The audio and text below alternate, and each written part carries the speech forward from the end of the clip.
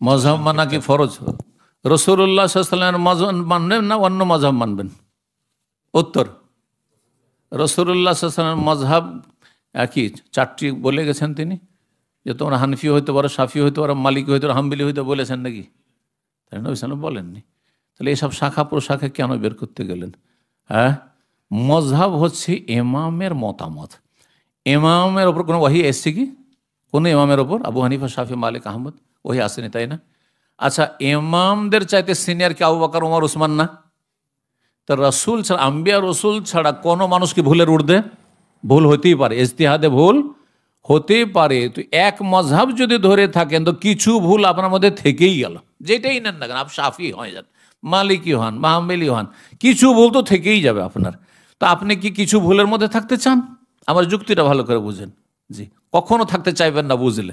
তাহলে আপনি কি করতে, চারটির সমন্বয়ে যেটা মজহাব খালেস সহি শুদ্ধ, সেটা হচ্ছে রাসূলুল্লাহর মজহাব। ওই মজহাব আমরা মানি, মজহাব মানি না নয়, কিন্তু আমরা চারটির একটা মানবো, তিনটাকে ছেড়ে দেবো, এটা করি না। চারটির সমন্বয়ে যেটা বেশি বলিষ্ঠ মত, যেটা দলিল সম্মত, সেটাকে মানি। এটি হচ্ছে রাসূলুল্লাহ সব ছেড়ে যাওয়া মজহাব।